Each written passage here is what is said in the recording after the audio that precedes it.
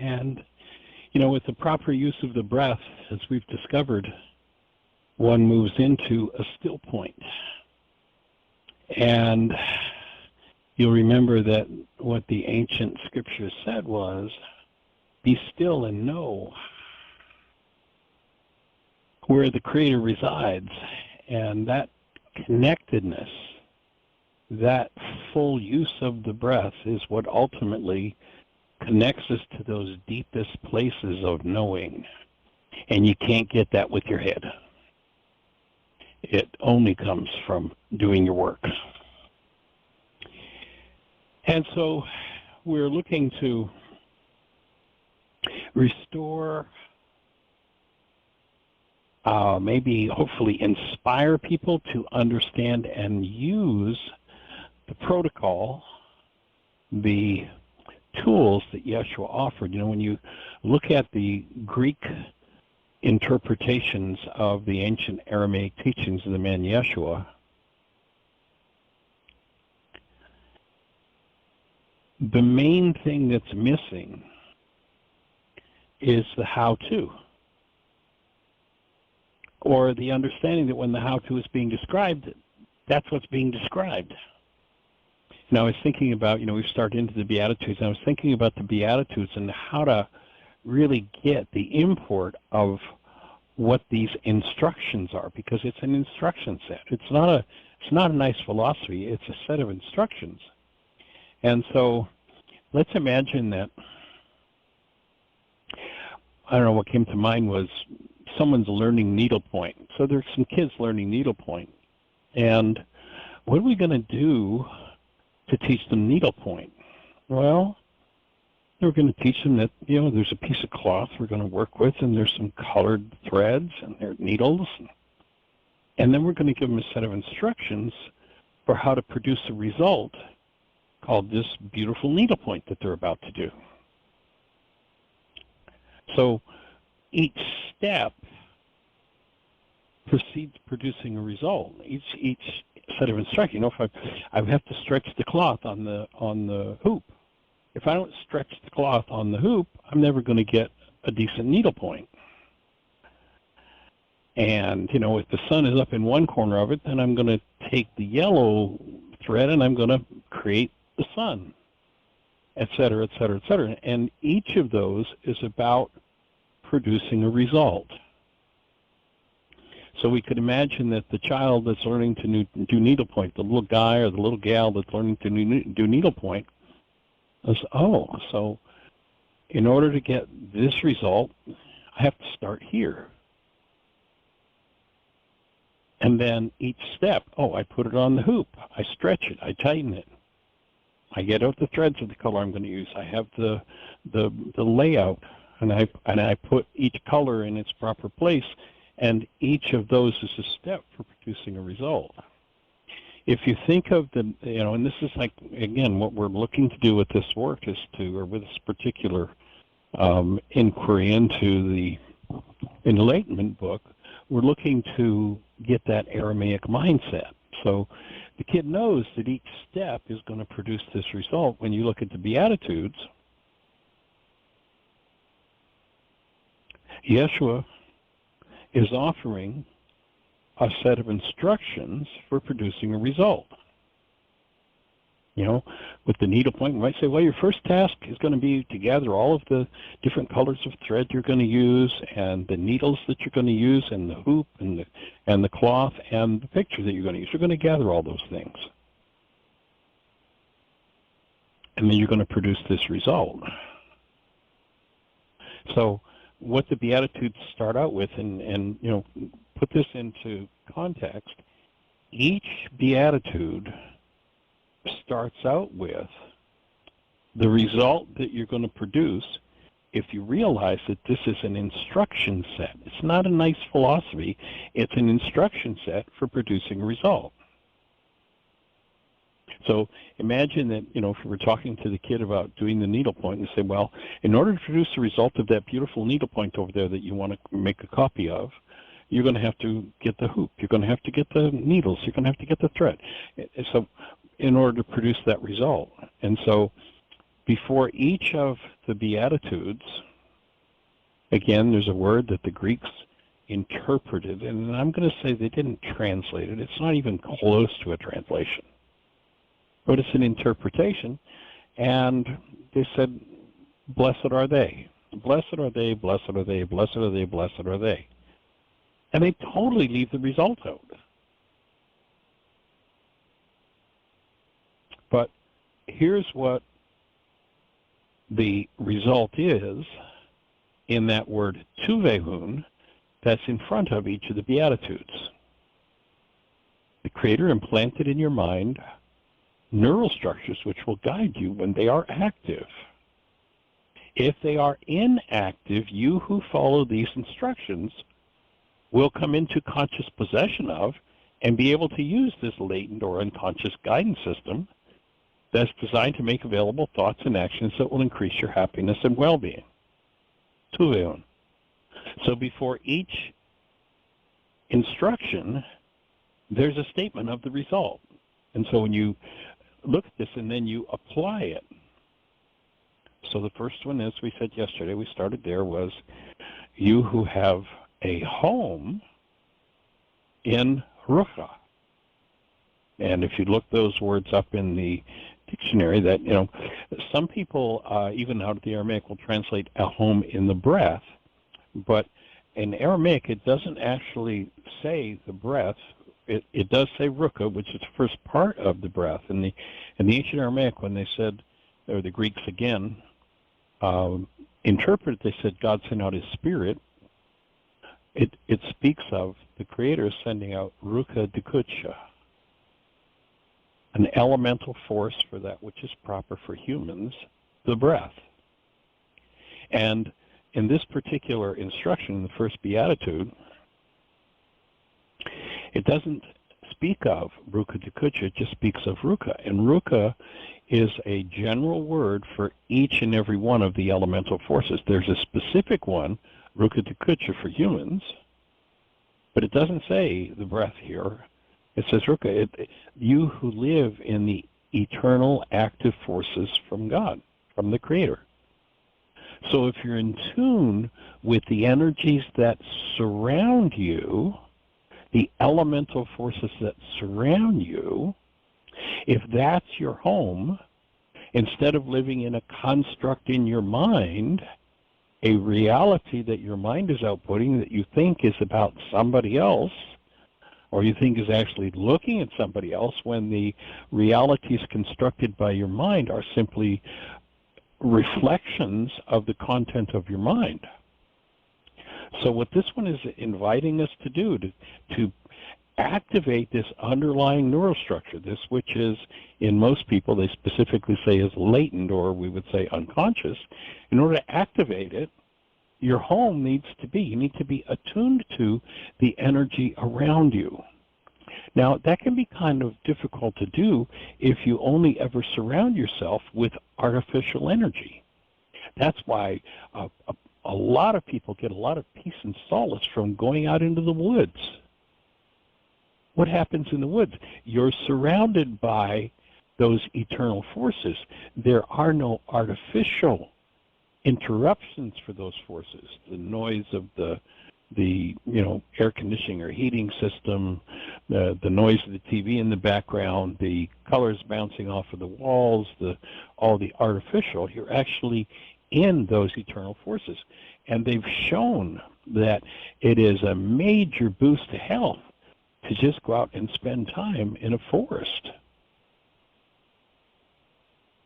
When you make your home in those eternal forces, when you give yourself over to an environment that taps you into those energies rather than the artificially implanted and the stimulus of, the noise of the sirens and the cars and all the stuff that's going on, you need to take time. And this ties in with that statement that said, "Be still and know, be still and connect." And if you do that, then the result that it offers, aside from or the impact of producing this result, will be to activate this guidance system in you. And in Aramaic, rather than, as the Greeks translated it, you'll be in the kingdom of heaven. What it says in Aramaic is yours will be a heavenly estate.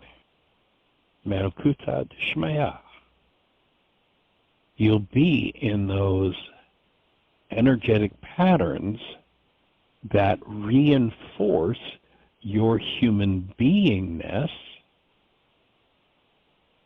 rather than the constructs of the mind that keep us busy thinking that every challenge or problem we have is out there.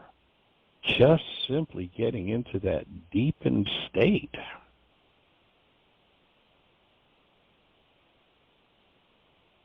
I actually had a gentleman that was traveling through the last couple of days, and I spent some time working with him in particular in moving into those deeper states. And the result is physiological, mental, emotional, and spiritual transformation. So that's the first of the Beatitudes. The next one speaks of the Abili.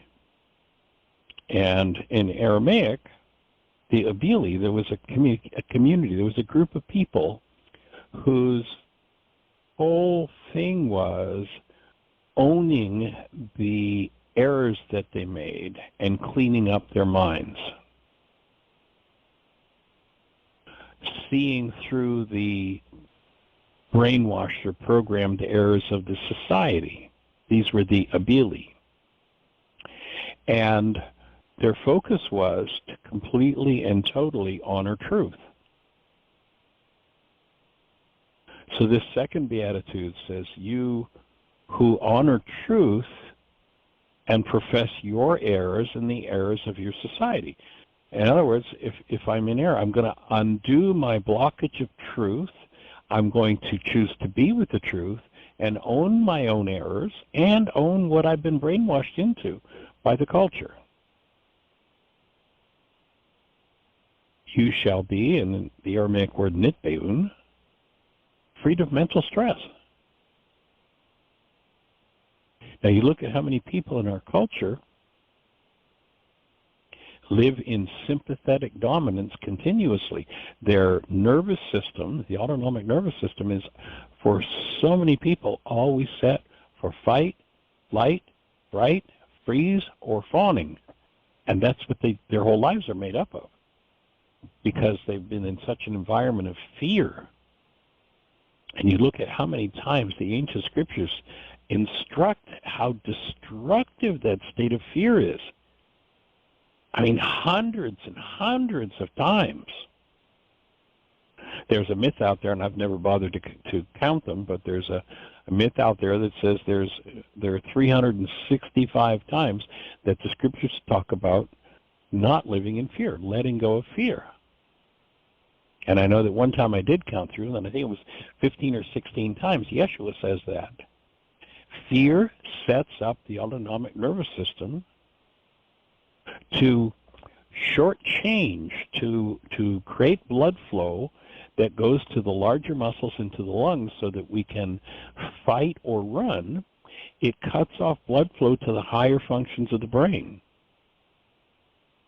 And so now one goes into, when one lives in that fear state, and, you know, it boggles my mind when we hear thousands of preachers who tell us that fear is the beginning of wisdom, especially fear of love, fear of the Creator. Like, how crazy is that? So that Beatitude does not speak about mourning your wrongs. Classically, historically, that Beatitude is interpreted as, blessed are those mourning their wrongs, for they will be comforted. Well, anybody ever get warm heart cockles from sitting around about what you did that was wrong? No. This is an active state of the action of love, owning whether or not there are errors in one's own mind or of their society, and bring them to correction. And freeing yourself of the stress created by that. And when that mental stress is created, when fear is gone, then blood flow is literally restored, to the eliminative system, to the colon, literally restored to the spleen, to the liver, to the heart, to the brain, and particularly to the frontal lobes of the brain. That's what the result is, being cured of mental stress. And again, if we have this tightness of fear, that's what shuts down this guidance system that the Creator gave us, and our mind is always populating itself with all the dangers and all the things that can go wrong and all the things that are wrong with us. I mean, this is just so pragmatic and so practical when it's understood as the words fell from Yeshua's mouth. But in Aramaic, it's kind of like, or in Greek, pardon me, it's kind of like, well, there's this kind of nice philosophy that this guy spoke about. He was standing up on a high hill, and he talked about this thing was kind of cool. And then they'll tell you that you're supposed to be poor in spirit, and you're supposed to mourn. No. No. You want your home in the eternal forces from the Creator, in that connectedness to the active presence of love. And you want to be able to, yes, profess your own errors and the errors of your society, the things you've been brainwashed into, and free yourself from mental stress, which means open blood flow throughout your whole structure rather than set your physiology, your nervous system to fight or run.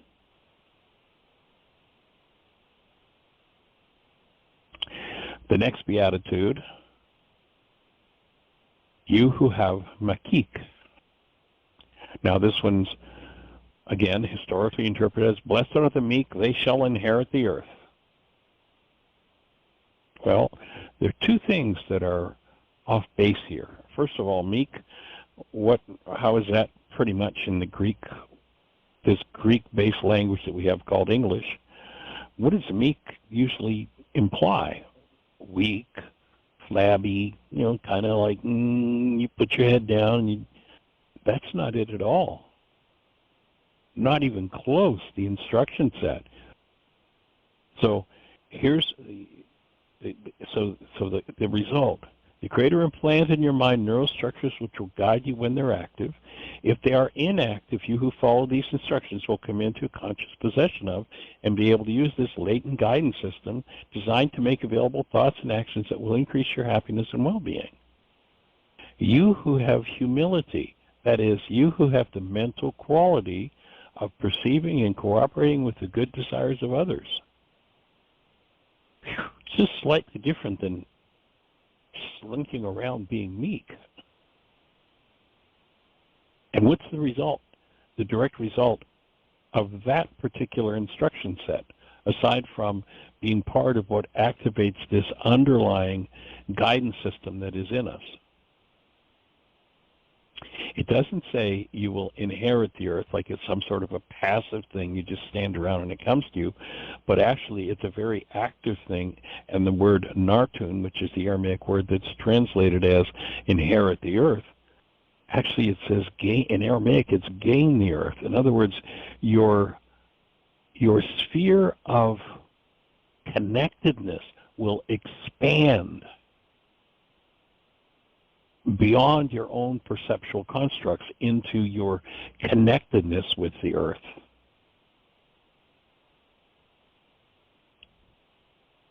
And then the next beatitude, well, we've done 3 of them. Let's see if we've got anybody. We're at the 22-minute mark. Miss Jeannie, do we have anybody in the phone queue with a hand? I just want to kind of check in and see if anybody's got anything on their minds before we jump into this next beatitude. There are no hands up right now and no questions in the chat room, and I checked my email and I don't have any questions there that we haven't answered. Cool. Okay. Well, then the next beatitude, historically interpreted as, blessed are those who hunger and thirst for righteousness, they shall be filled. Actually, is a much more detailed and active thing. It's not like, you just sort of passively, oh, I wish I had. And we hear people talking about their righteous anger as though anger could possibly be compatible with a human life, could possibly make space in a human form for the actual presence of love. The state of anger and the state of human life of love are mutually exclusive energetic patterns. The filter that opens the gateway for love to come into our form is closed down by hostility.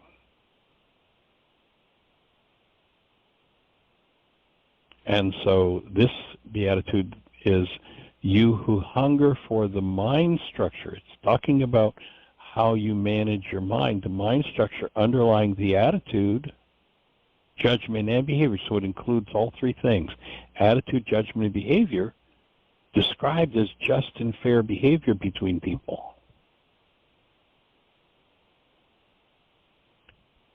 And you look at how much unfairness, how much selfishness, how much greed there is in the world. You look at look in the political realm right now at the lies that pass as just general conversation. There's no justice and fairness in those words. And, if you take this one in particular and you tie it in with that story we've told so often about, and this whole instruction set would be part of what would be entailed in Yeshua's answer when this group of disciples said, well, what do we need to do to please the Creator? And Yeshua tells them, he gives them an idiom for it, and half of his audience grumbled, this is a hard saying, who can understand it? And they leave. They leave and they never come back. This would be one of the things that was included. You're going to have to do the healing work on your mind so that the first thing that comes to mind whenever something is going on between you and someone else is just and fair behavior rather than self-centered self-interest. And the result in the Aramaic here is kind of inherent in itself, is that when you have that mind structure, then you will attain. You will have people who will treat you justly and fairly. And we talked about it before, the test that I kind of take as sort of entertaining, but the test in the Course in Miracles that you can apply to determine where you are in terms of your work. And the test goes like this. Remember, it's a two-part test. And the first part of it is, when you think of anyone, are you in a state of perfect peace? And then the more difficult part of the test is, when anyone thinks of you, do they share your perfect peace? And if they don't, then you have an energetic hook on the level of mind energy that keeps that pattern going between you and them.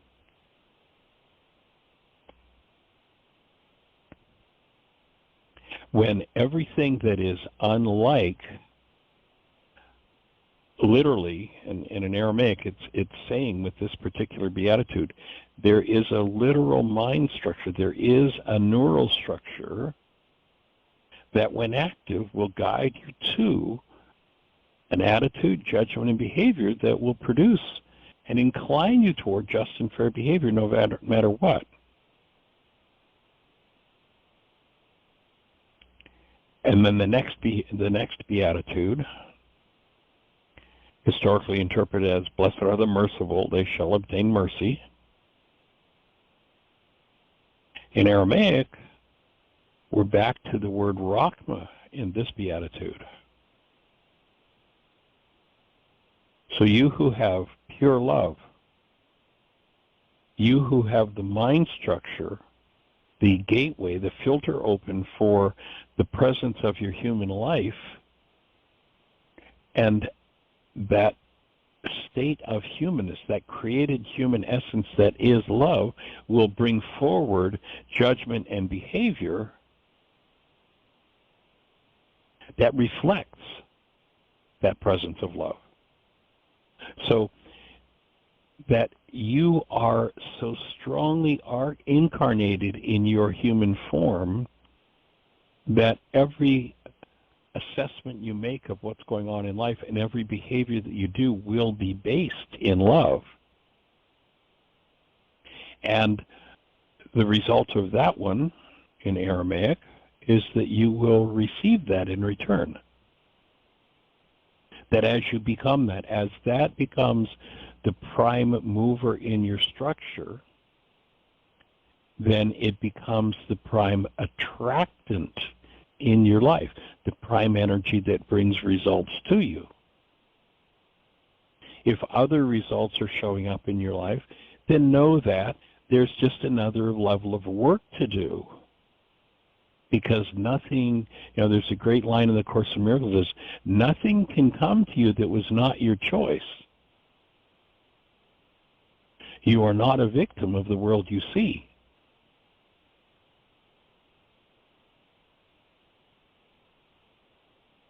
And so what Yeshua is saying here is you've got to do the work to keep this gateway open called Rachma, keep this presence of your human life.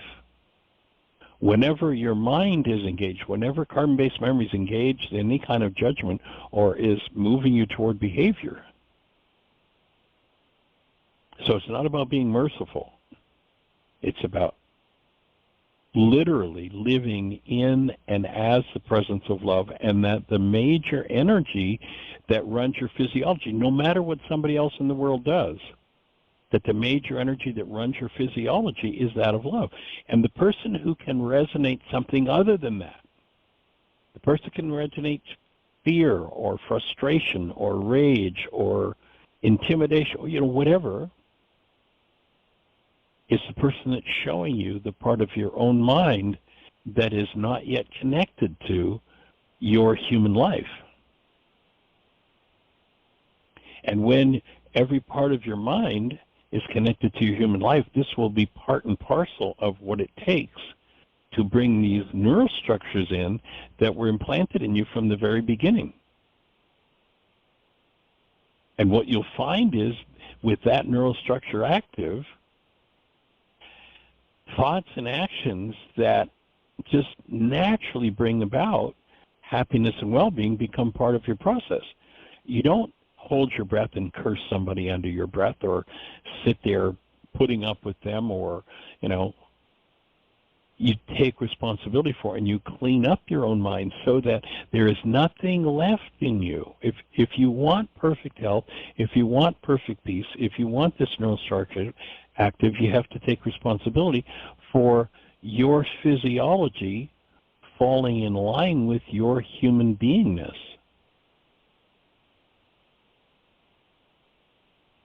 And you'll see in the next beatitude that includes purifying your own mind. And so the next beatitude, again, historically interpreted as, blessed are the pure in heart, they shall see God. And, I can think of, being a kid in church and such, and it was kind of like, well, if you have impure thoughts,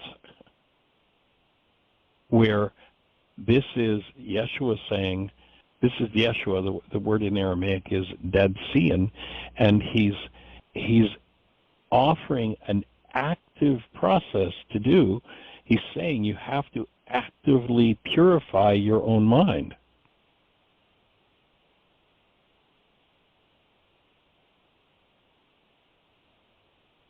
And as you actively purify your own mind, and it's not about seeing God, it's not about your eyes visualizing the Creator. The Aramaic word, if you have that purified mind, is mihazun, and it implies that you'll step in to a new level of comprehension of what the Creator is, Allah, the invisible source of creation. So you'll come into a more direct relationship with the invisible, unknowable source of creation. a comprehension that the intellect just isn't capable of.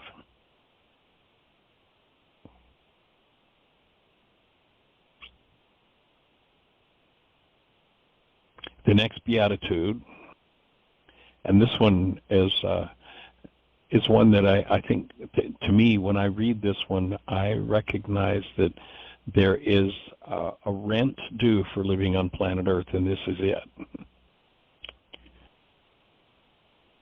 So the Greeks translate this one as, "Blessed are the peacemakers, they shall be called the children of God." And the word here is abde in Aramaic, and there is an element here of service, and this is where I kind of see this as our rent, that we're here to serve life.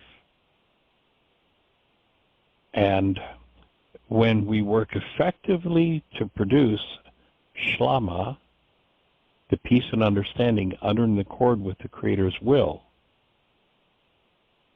then we will be called the offspring, or the extensions, or the children of the Creator. So putting effort into serving humanity, serving life, and working effectively to produce that state of peace and understanding, rather than, a power game, a power structure, where we're going to go out and arrange the world so we can get things. It becomes a willing state of service that takes us into something quite different than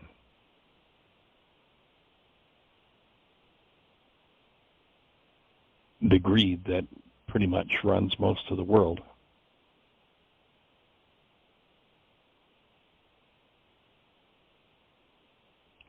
So through service, to work effectively to produce the peace and understanding under and in accord with the Creator's will.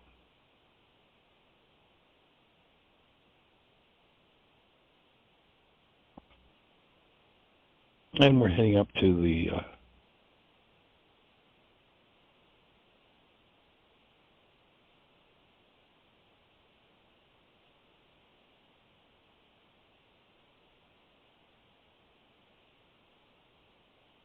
next one in the Beatitudes.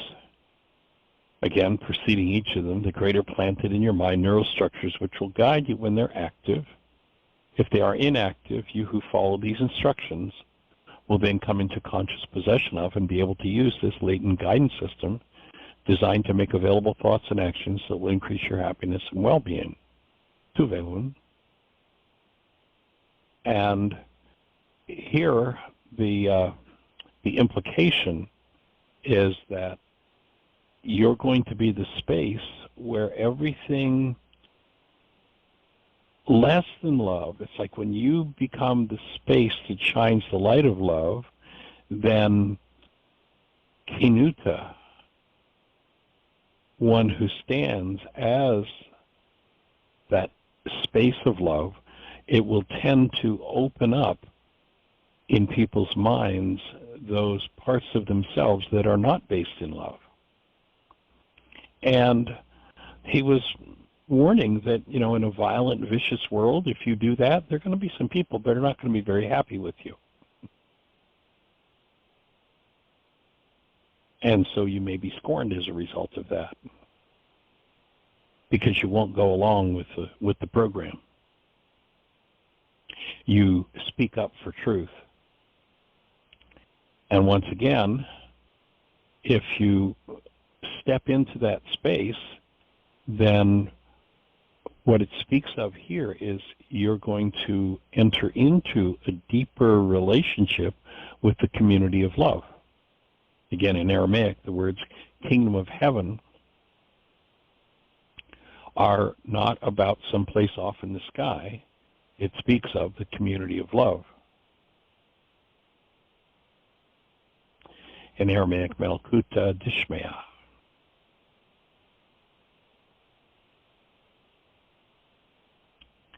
The next beatitude, once again, preceded by, here's the result you'll produce. This is the way you activate that deeper neural system, neural structure. And it, again, reinforces the idea that there may be some people who aren't going to be happy with you. They may harass you, they may scorn you. In Aramaic, radpian. They may be deceitful with you.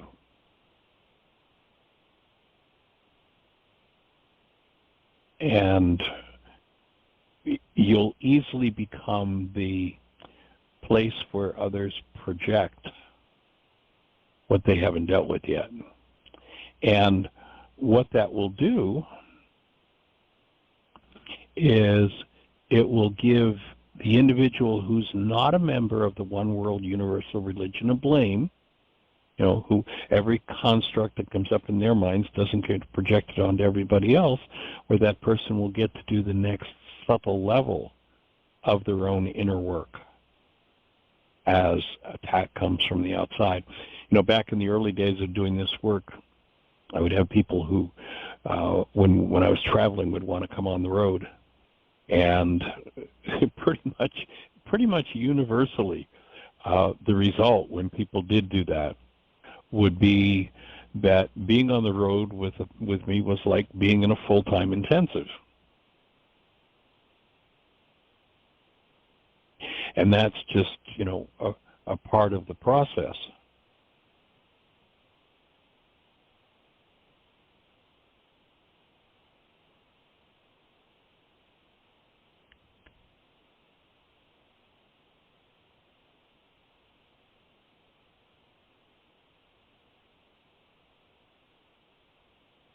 Miss Jeannie, before we move to the next thought, anybody in the phone queue with a hand up? We're down to about 20 minutes. If there's any processing to be done, I'd like to leave space for that. So if you're out there in listener land and you're on one of those stations where we can't see you in our control panel, then by calling into the show directly on your phone, 563-999-3581, you'll be listening to the show directly. And then, if you push 1, that will raise a hand in the control panel. And Jean will know you want to talk to us. Well, let's say hello. Susan, 610, you're on the air. Hi. Well, welcome, dear heart. How are you? I'm okay. How are you? I'm good. Little brain cells firing all along the way. I listened to a near-death experience podcast. I've never done that before, but somebody's feed came in, and I listened to it. And the man, right? He was dead for about 8 minutes. Came back, had a wonderful experience on the other side. Didn't want to come back. Found that his body was absolutely filled with energy. And he had been brought up in a very traditional religious household, Christian, and he knew he couldn't talk to his parents about this. So he was 19 years old. He left. He went out to California, and he didn't tell anybody about what happened to him. And it was disturbing to him because he was so filled with energy, and he could feel people's pain. Now this, I won't ask you this question. This isn't the question, but I noticed he said that when someone was depressed, he went there with them, and it was very painful. If somebody was feeling real joy, he loved that, and he went there with them. So he kind of isolated himself.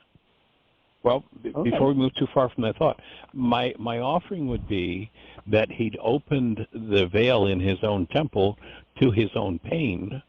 So now, if someone resonated that pain, of course, there's a whole cadre of people that call themselves empaths.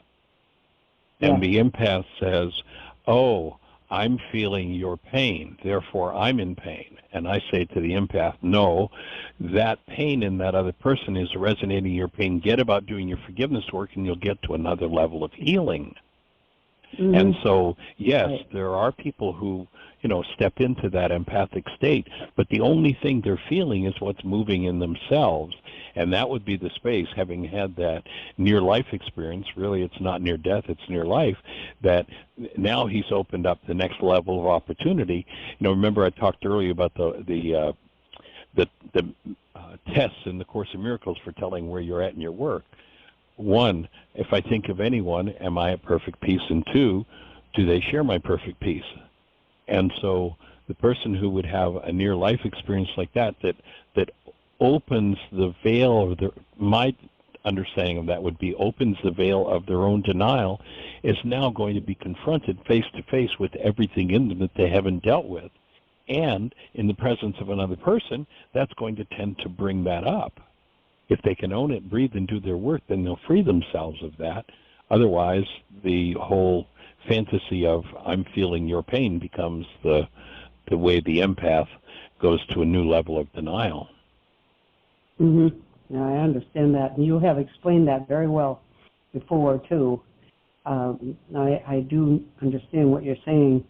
The question I had to do with the fact that in his trying to escape from all of the insights and awareness he had, he started drinking, smoking, drugs, got into a lot of trouble, and then somehow found his way out of it and is now making podcasts. If I find his name, it's not that long, maybe 20 minutes.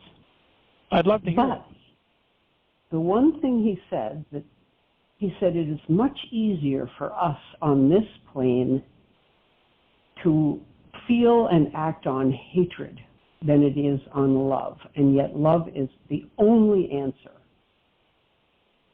So my question is, what's that all about, that it's easier? Is that because we are separate? I wouldn't agree with that at all. That to me is a totally, completely foreign thought. Right. Yeah, so I'm just saying I disagree with that. Sure. Yes. And I disagree with that totally. What I would offer, and I think if he understood the energy dynamics of it, is that many people have intense generational hatred, rage, guilt, grief, pain, drama, and trauma, and it's easy for that stuff to be resonated into activity and take over the mind. Easier because that the number of people who've been raised in guilt and grief and rage and pain and trauma and alcohol and drugs and abuse is much higher than the number of people who've been raised in Rahma. And so it's easier to express it because there's a whole lot more energy behind it, a whole lot more intensity behind it. Right. But if one has done their work and cleaned up, as the Beatitudes are talking about here, has a completely sound and purified mind, it would be difficult for them to express some form of hostility or fear toward themselves or someone else. It would be difficult because the governing energy of their minds is Rahma, is the presence of love. And remember, that's what YHWH says, the first order of business, if you're actually going to be human, is you've got to have this condition of Rahma in your mind. And with Rahma active, you can't express any form of hostility, fear, or negative behavior. It just can't happen. So there's we've all got a work to do. So I found 954-205-4996. Is that where I send it? Yeah, but we don't. We've got a text. Let's let go of that. Yeah. Say that again, Michael. I don't send it to that. I'll send. Yes, that's it. Yes. I just don't usually repeat it on the radio show. Oh, sorry. Remember, occasionally we have some strange listenings going on. Yeah. Okay. I just sent it to you. Yeah. My apologies. Cool. Well, you and I have had trouble connecting with each other, so that's why. Yes. Yeah, I think yesterday we established that we finally got that text thing open, and so. Well, we did one time. Who knows what's going to happen next time? I got a text from you. You did? Yoo-hoo! Okay. I did. It's in. So we are really fully connected now. Back in business. Okay. Well, it's the most amazing story, but he had to leave his entire background in order to find out what had happened to him. And when you say that he probably was brought up in a way that hatred was big on the protocols there, it must have been because he talked about his very rigid religious thing, and of course that points to a lot of fear and blame and all kinds of things that Yeshua didn't mean. So he found himself, and his whole purpose in life now, I think, is to make these podcasts. Very interesting man. Cool. It makes me think of Dannion Brinkley in Saved by the Light when he had the near-life experience. I mean, he was clinically dead, and it actually happened to him several times, and he did not want to come back. And when he did, it was like he had abilities to tap in to areas that he hadn't before, and people didn't want to hear it. It made them uncomfortable. And so he also turned to drinking and doing things to try to suppress it. And he ended up, his wife left him. He had to go try to find himself. So it sounds very similar to Dannion. Wow, it is. This man's name is Holden Lee. Holden. He's probably in his 50s, maybe. Anyway, now. So it just was what he said was so consistent with what Dr. Tim is reading on, the Way of Mastery, Course in Miracles, what you're teaching. And it's great that you're helping us find our way there without having to be bumped off first, and then come back and have a brain injury and have it be such a kind of brain injury that we have insights that we don't know what to do with. It's like you're taking us inch by inch there without the trauma of the way he had to find his way there. Yeah, that would be a heavy-duty way to do it. And, I think, I'm not sure now, but I think maybe the movie Saved by the Light is on YouTube free, I think. And anybody who's listening, if you want to watch a really deep, true story experience of a man who was struck by lightning. I mean, he was literally a hired government killer. We know Dannion.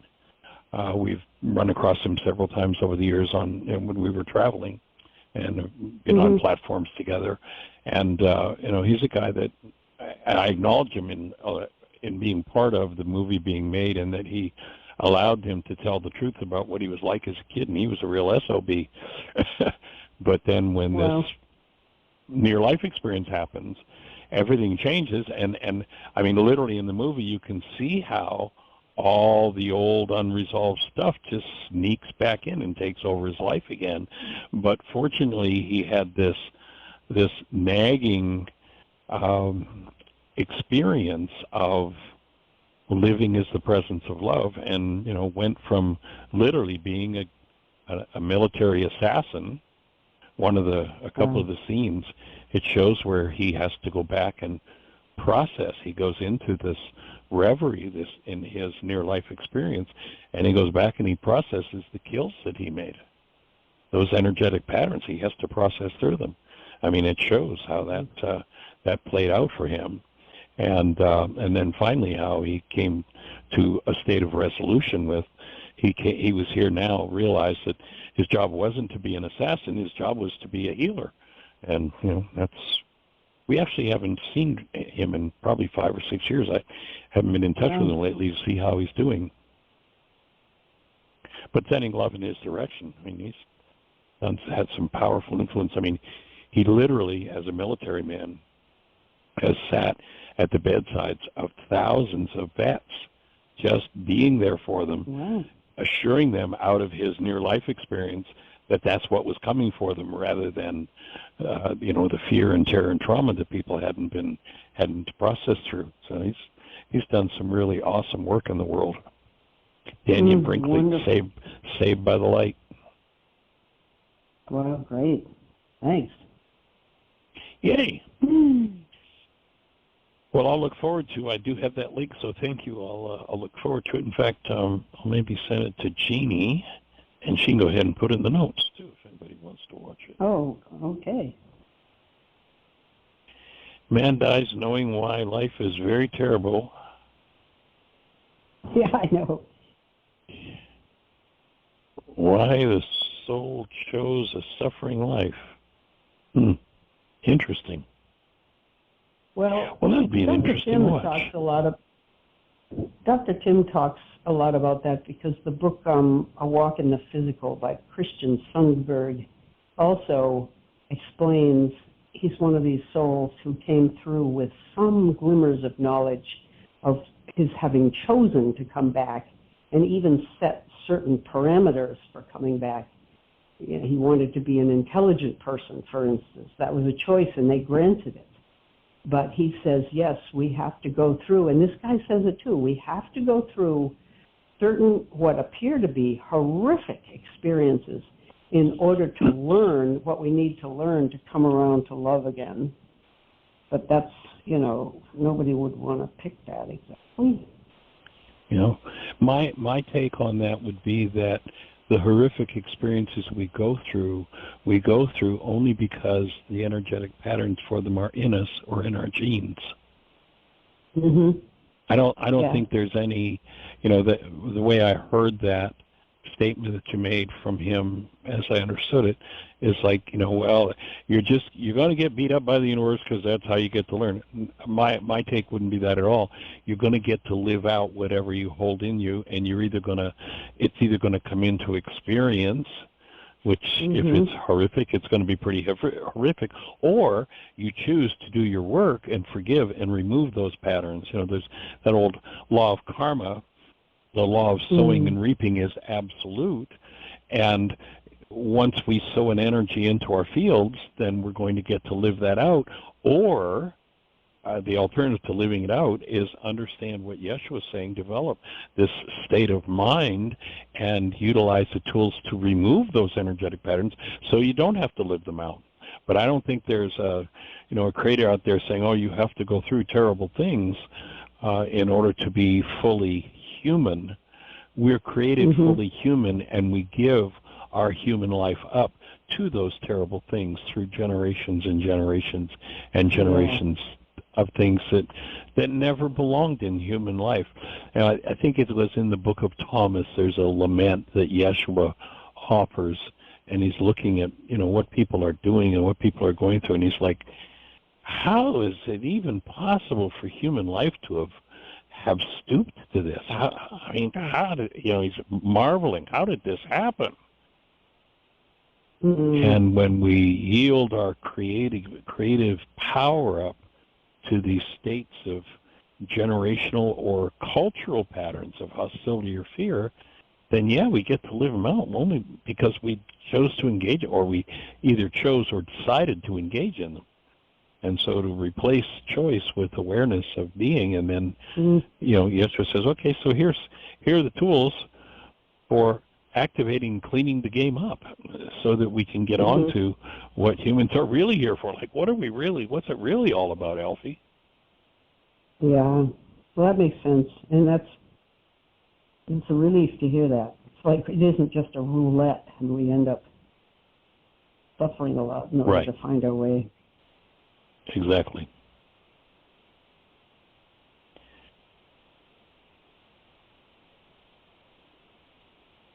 Awesome. Well, any other thoughts for you? The only thing you were saying in the Course in Miracles, if you're at peace with yourself, that's one thing. If the other person is at peace with you, then you've arrived. Well, I have a grandson who is definitely not at peace with me, and so I have to look at that. I don't know quite what to do with that. I know what to do with it.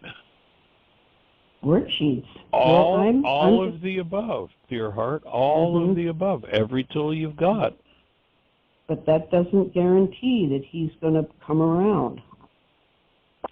No, it doesn't guarantee that he's going to come around, but you'll reach a place where you are in that state of perfect peace. And remember, he comes out of the same genes you do.